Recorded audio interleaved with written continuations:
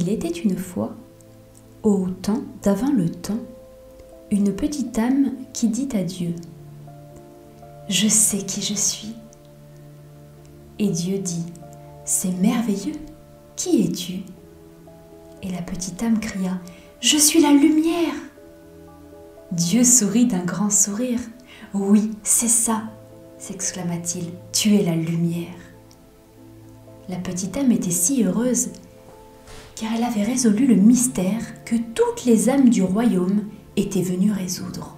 « Waouh !» dit la petite âme, « ça, c'est vraiment cool !» Mais bientôt, de savoir qui elle était ne lui suffit plus. La petite âme sentait des remous à l'intérieur et maintenant, elle voulait être qui elle était. Et donc, la petite âme retourna voir Dieu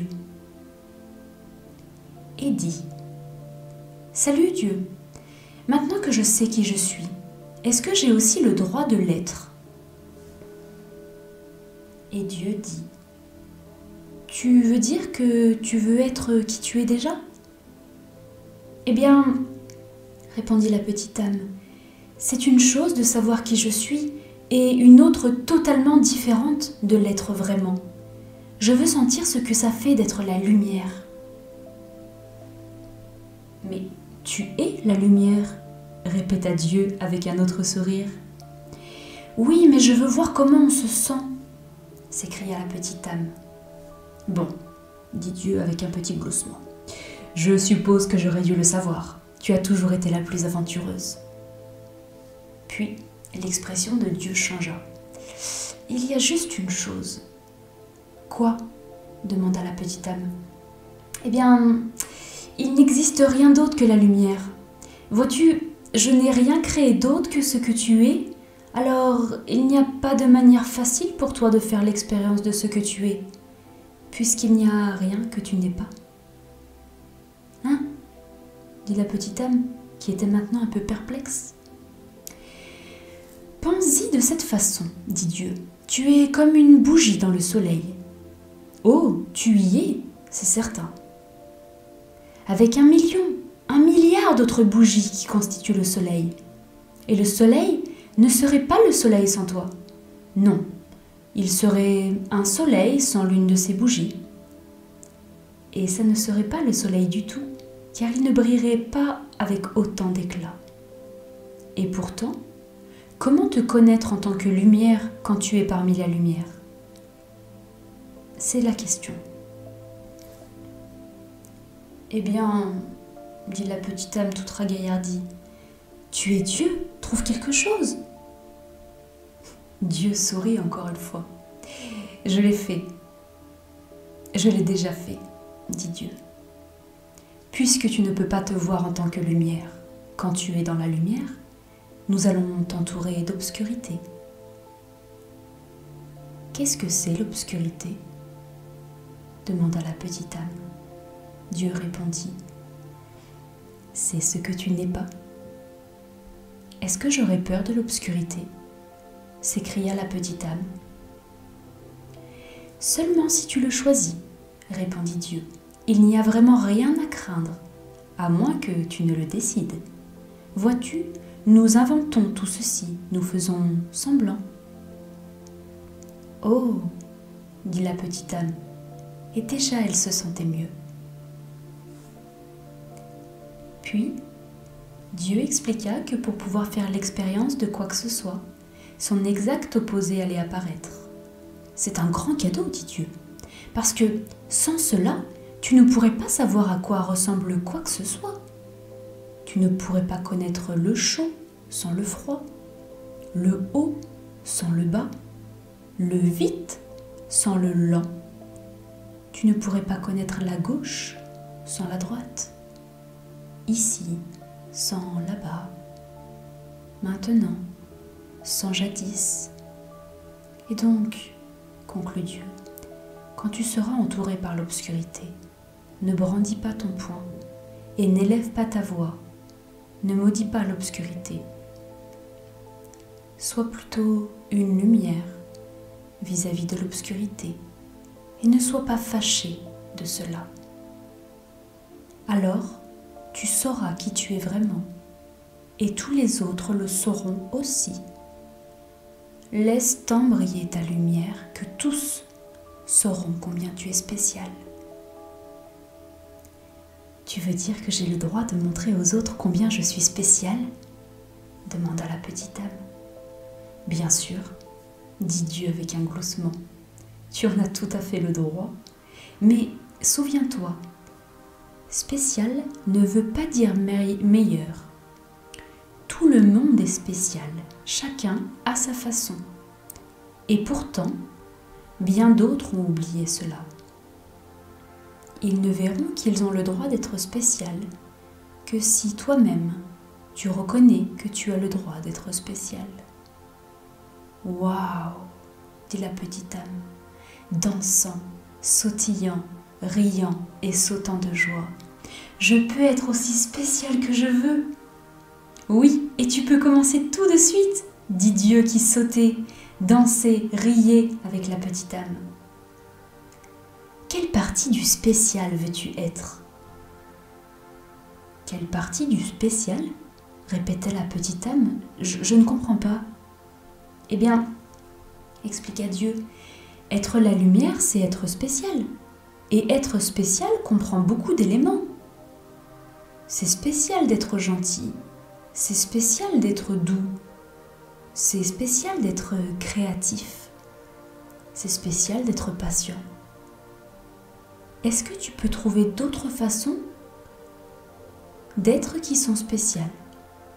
La petite âme resta assise en silence pendant quelques instants.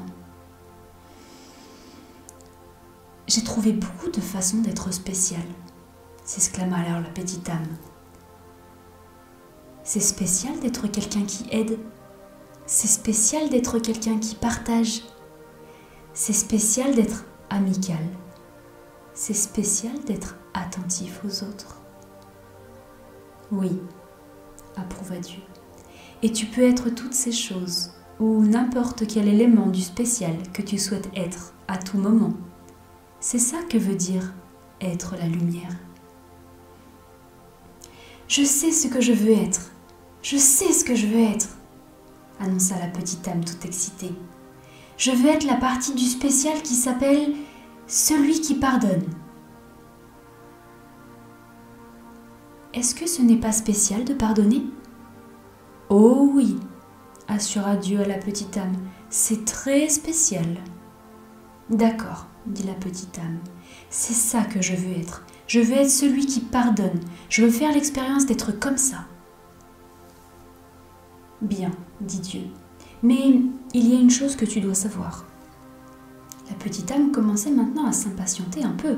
Il paraissait toujours y avoir des complications. « Qu'est-ce que c'est » dit la petite âme en soupirant. « Il n'y a personne à qui pardonner. »« Personne ?» La petite âme pouvait à peine croire ce qui venait d'être dit. « Personne » répéta Dieu. « Tout ce que j'ai fait est parfait.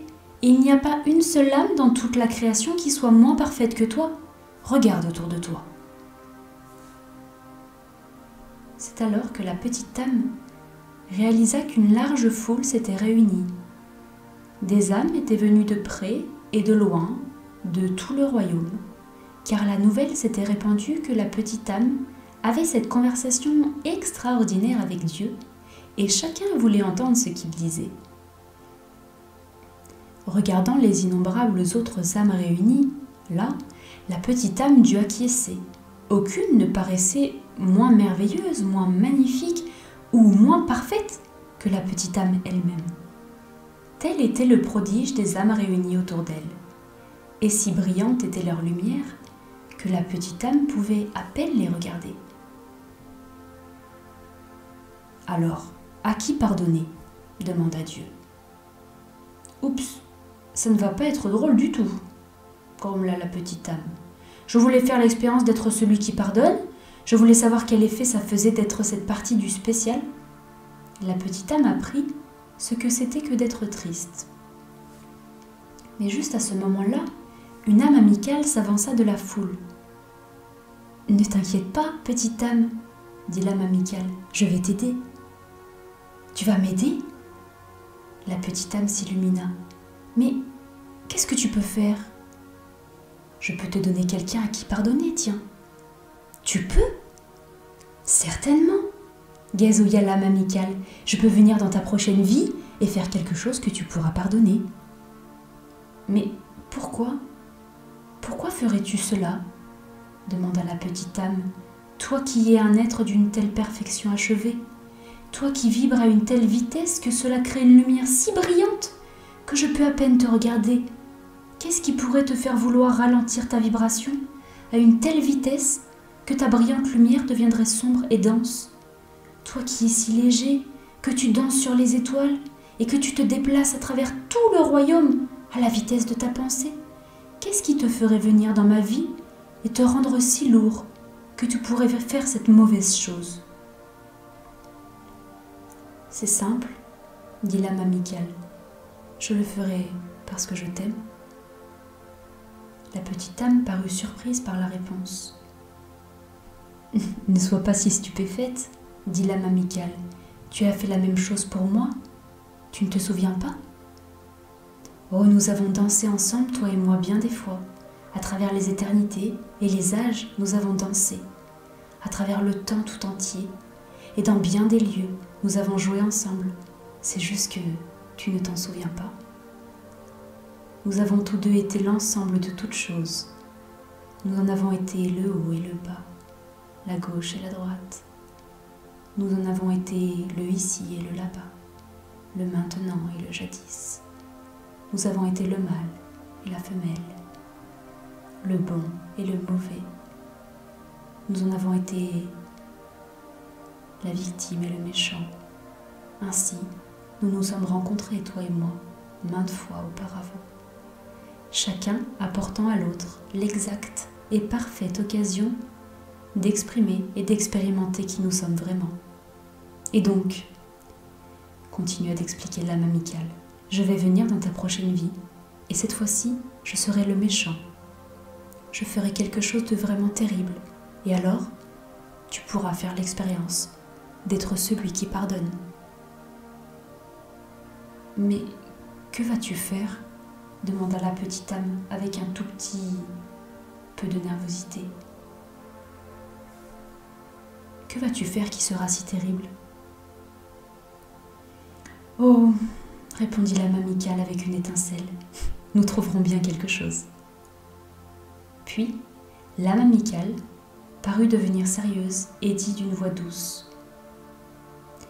Tu as raison à propos d'une chose, tu sais. Et c'est quoi? Voulut savoir la petite âme. Il me faudra ralentir ma vibration et devenir très lourd pour faire cette chose pas très gentille.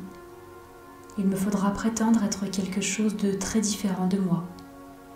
Alors j'ai une seule et unique faveur à te demander en échange. Oh, n'importe quoi, s'écria la petite âme, et elle commença à danser et à chanter. Je vais pouvoir pardonner. Puis, la petite âme vit que l'âme amicale restait toute silencieuse. Qu'est-ce qui se passe? Demanda la petite âme. Qu'est-ce que je peux faire pour toi? Tu es un tel ange de bien vouloir faire ceci pour moi. Bien sûr que cette âme amicale est un ange, interrompit Dieu. Tous le sont. Souviens-toi toujours, je ne t'ai jamais envoyé que des anges. Alors, la petite âme voulut, plus que jamais, exaucer la demande de l'âme amicale. « Qu'est-ce que je peux faire pour toi ?» demanda de nouveau la petite âme. « Au moment où je te frapperai et te terrasserai, » répondit l'âme amicale, « au moment où je ferai la pire chose que tu puisses imaginer, à ce moment précis. »« Oui » interrompit la petite âme, « oui » L'âme amicale devint encore plus silencieuse. « Souviens-toi de qui je suis réellement. »« Oh, je le ferai !» s'écria la petite âme. « Je le promets, je me souviendrai toujours de toi comme je te vois ici même à cet instant. » « Bien, » dit l'âme amicale, « parce que vois-tu, j'aurais fait semblant tellement fort que je me serais oubliée. Et si tu ne te souviens pas de moi tel que je suis réellement, je ne pourrai peut-être pas m'en souvenir pendant très longtemps. Et si j'oublie qui je suis, tu peux même oublier qui tu es et nous serons perdus tous les deux. Alors nous aurons besoin qu'une autre âme s'en vienne et nous rappelle à tous les deux qui nous sommes. Non, cela ne se passera pas, promit de nouveau la petite âme. Je me souviendrai de toi et je te remercierai de m'apporter ce cadeau, la possibilité de faire l'expérience de qui je suis. Et ainsi, l'accord fut conclu et la petite âme s'engagea dans une nouvelle vie, tout excitée d'être la lumière, ce qui était très spécial, et tout excitée d'être cette partie du spécial appelée le pardon. Et la petite âme attendit, anxieusement, de pouvoir faire l'expérience d'être celui qui pardonne et de remercier l'âme qui le lui permettrait. Et dans tous les moments de cette nouvelle existence, chaque fois qu'une nouvelle âme faisait son apparition, que cette nouvelle âme amène de la joie ou de la tristesse, et surtout, si elle amenait de la tristesse, la petite âme pensait à ce que Dieu avait dit. Souviens-toi toujours. Et Dieu avait souri. Je n'étais jamais envoyé que des anges.